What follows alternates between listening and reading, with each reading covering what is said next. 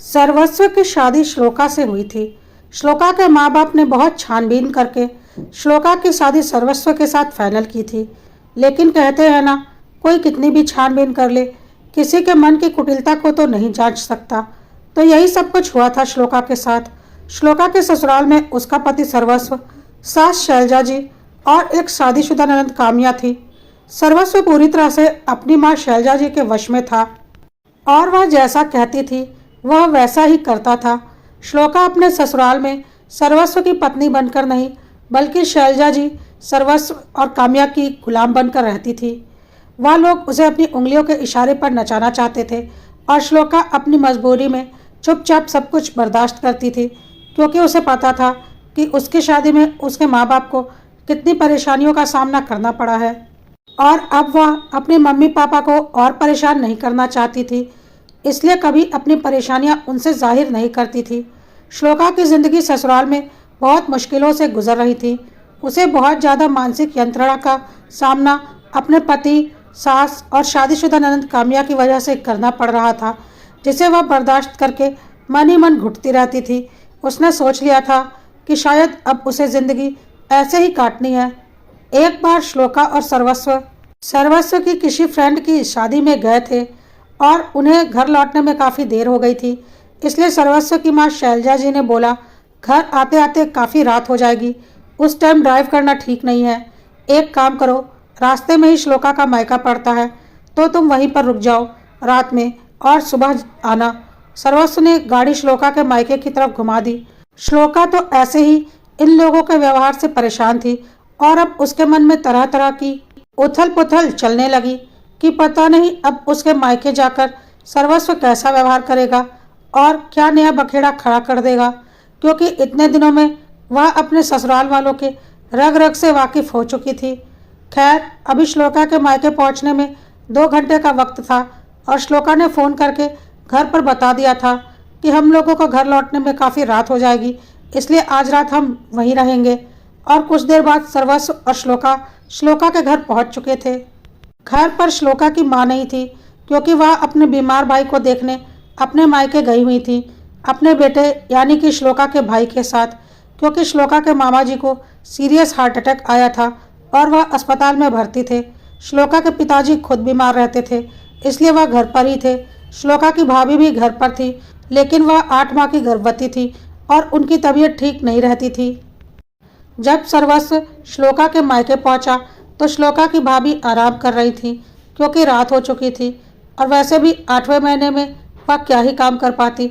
सासू माँ अगले दिन आने वाली थी, इसलिए श्लोका के पिता श्लोका और सर्वस्व के लिए चाय बनाने किचन की तरफ जाने लगे। श्लोका ने अपने पापा को रोक लिया और बोला, पापा आप बैठिए, मैं चाय बना लेती हूँ।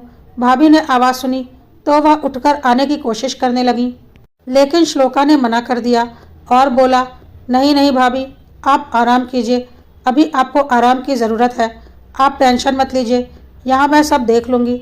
श्लोका ने खुद ही किचन में चाय बनाई। श्लोका के पापा ने बेटी दामाद के लिए बाहर से खाना मंगवा लिया था। खाना पैक करके किचन में रखा हुआ था। श्लोका समझ चुकी थी कि मम्मी शायद सुबह मामा जी के पास गई होंगी, तो खाना बनाकर गई होंगी, जिसे पापा और भाभी ने खा लिया होगा और अचानक उन लोगों के आने की खबर सुनकर पापा ने बाहर से ऑर्डर कर दिया होगा, क्योंकि भाभी की हालत तो बिल्कुल भी ठीक नहीं, वह क्या ही बना पाएंगी।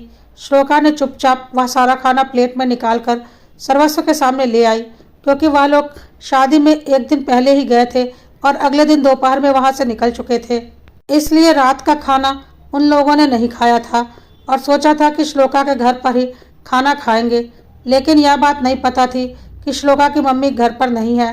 खैर, पापा ने अपने हिसाब से काफ़ी इंतज़ाम कर दिया था, लेकिन खाने को देखकर सर्वस्व को समझ में आ चुका था कि खाना बाहर से मंगाया गया है।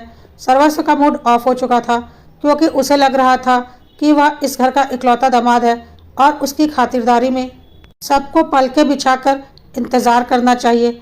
लेकिन ना घर में सासू माँ है और ना ही साले साहब। भाभी है भी तो अपने कमरे में पड़ी हुई हैं और पापा ने बाहर से खाना मंगवा कर रख दिया। यही इज्जत है श्लोका के मायके में मेरी। एक तो ऐसे ही सर्वस्व का परिवार बहुत ही ज़्यादा मनबड़ था, ऊपर से ऐसे वक्त पर सर्वस्व श्लोका के मायके पहुंचा जब वहां पर खुद ही दिक्कत थी। बस अब तो सर्वस्व को एक मौका मिल चुका था। अगली सुबह श्लोका की भाभी ने चाय नाश्ता बनाने के लिए किचन का रुख किया, लेकिन उनके पैरों में काफ़ी सूजन हो चुकी थी और कमर में भी बहुत ज़्यादा दर्द था, जिसकी वजह से उनसे खड़ा नहीं रहा जा रहा था। इसलिए श्लोका ने उन्हें आराम करने के लिए भेज दिया और खुद ही चाय नाश्ता बना लिया। और उसके बाद जब श्लोका और सर्वस्व अपने घर पहुँचे तो सर्वस्व को मौका मिल गया श्लोका को और परेशान करने का, और उसने घर जाकर पूरे घर में हंगामा कर दिया। यही इज्जत है मेरी मेरे ससुराल में। और ससुराल गया तो सासू माँ भी नदारद, साले साहब भी नदारद, भाभी अपने कमरे में ड्रामा करके बैठी हुई थी और बीमार ससुर जी ने होटल से खाना मंगवा कर रख दिया था। जब पता था कि घर का इकलौता दामाद आ रहा है तो क्या सासू माँ और साले साहब को आ नहीं जाना चाहिए था, लेकिन नहीं, उन्हें तो हमारी बेइज्जती करनी थी। यह सब कुछ जानबूझकर किया गया है, मुझे सब समझ में आ रहा है। और पता नहीं क्या क्या बोलने लगा। इस पर शैलजा जी ने भी बोला, बिल्कुल ठीक कह रहा है बेटा तू, यह सब कुछ जानबूझकर किया गया है। क्या जब तेरी सासू माँ ने जाना कि तू आ रहा है तो वह वापस नहीं आ सकती थी? इस पर श्लोका ने बोला, मामा जी बहुत सीरियस कंडीशन में अस्पताल में भर्ती हैं और मम्मी उन्हीं को देखने गई थी भैया के साथ, तो वह कैसे तुरंत आ जाती? मामा जी की जिंदगी खतरे में है और वह आईसीयू में भर्ती हैं। इस पर शैलजा जी ने कहा, अच्छा अच्छा, ज़्यादा बकवास मत कर, तेरी भाभी तो थी ना घर पर, तो वह तो कम से कम अपने ननद नंदोई की खातिरदारी करती। इस पर श्लोका ने कहा, अरे मम्मी जी, भाभी का तो खुद का 8वां महीना चल रहा है, वह तो खुद परेशान है, उनसे कोई काम नहीं होता। मम्मी खुद एक दिन का बोल कर गई हैं, क्योंकि उन्हें पता है घर में परेशानी हो जाएगी। तो वह क्या ही करती, जिससे खुद ही खड़ा नहीं हुआ जा रहा।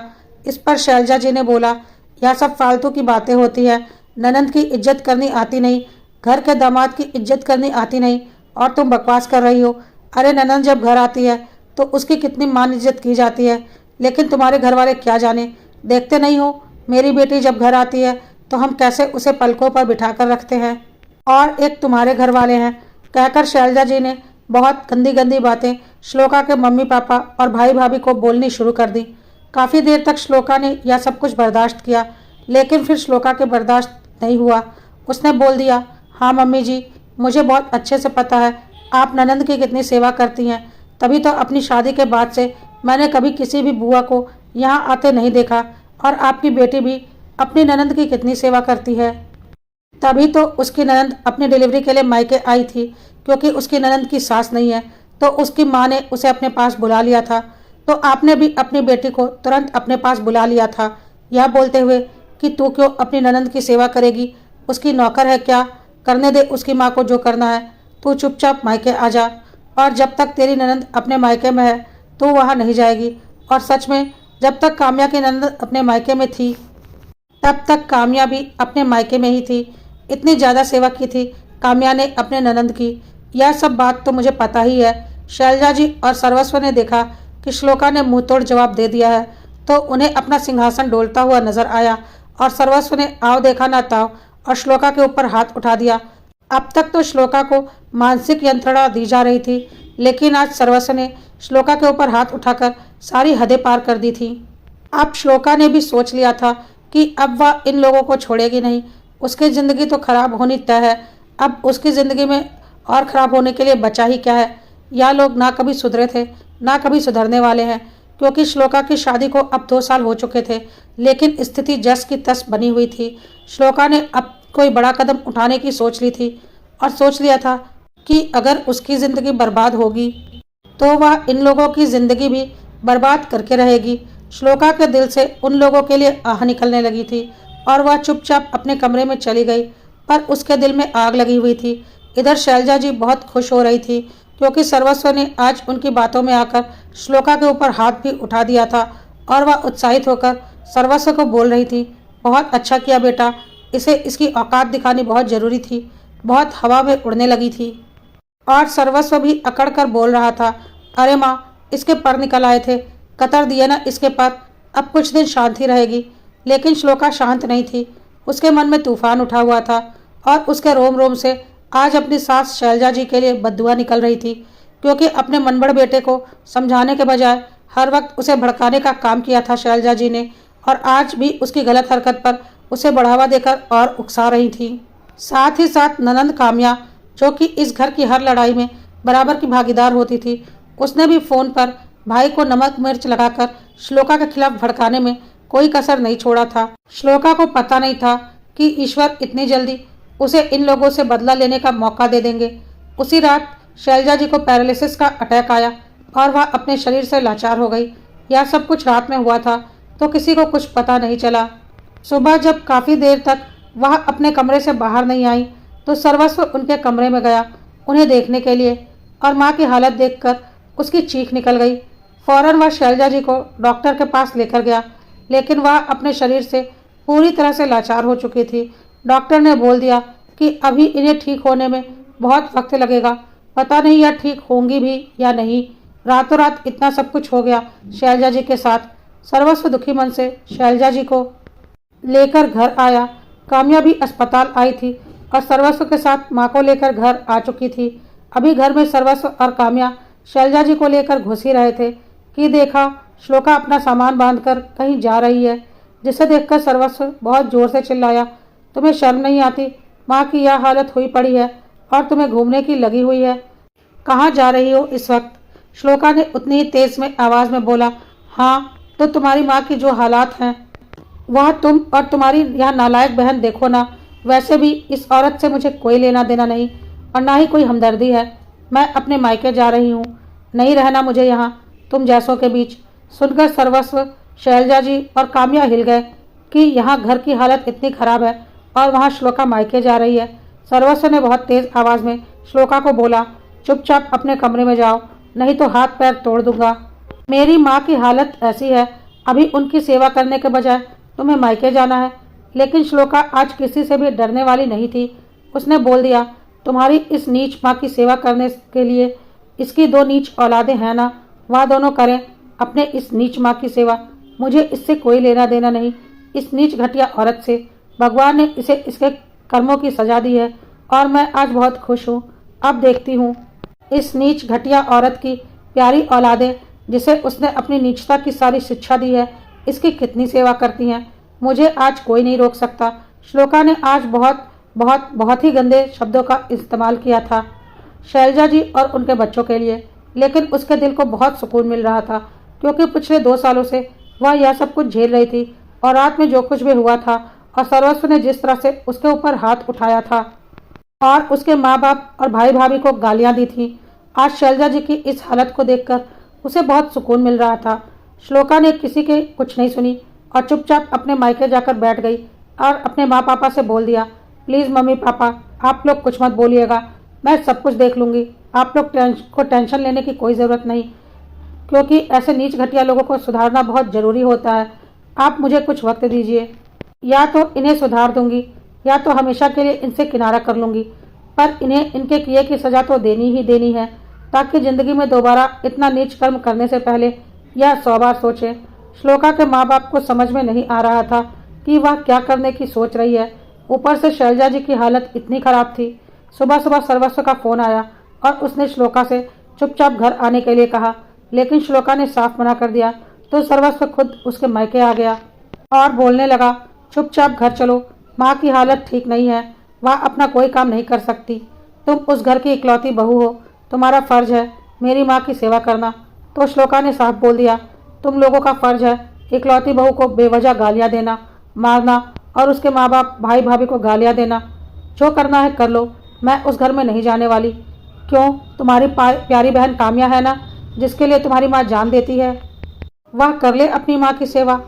तुम हो ना जिसके लिए तुम्हारी माँ जान देती है और गलत बातें सिखाती है, अपनी बीवी के ऊपर हाथ उठाने के लिए उकसाती है, जाकर कर लो अपनी माँ की सेवा। मुझसे क्यों उम्मीद कर रहे हो? तुम्हारी माँ जिए चाहे मरे, मुझे रत्ती भर फर्क नहीं पड़ता। यह सुनकर सर्वस्व ने दोबारा श्लोका के ऊपर हाथ उठाने की कोशिश की, लेकिन श्लोका ने उसका हाथ पकड़ लिया और बहुत जोर से धक्का दे दिया और बोला, सोचना भी मत, नहीं तो इतने जूते मारूंगी कि दिमाग यहीं पर ठिकाने आ जाएगा और पुलिस के डंडे पड़वाऊंगी, वह अलग। सुनकर सर्वस्व को यकीन नहीं हुआ कि श्लोका ऐसा जवाब दे सकती है। चले जाओ यहाँ से, मैं किसी भी कीमत पर वहाँ नहीं आऊँगी।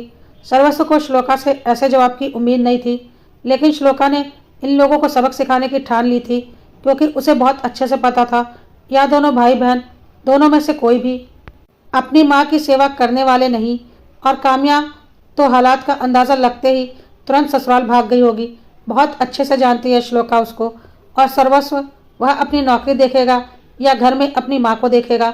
श्लोका ने खाली हाथ सर्वस्व को वहाँ से लौटा दिया।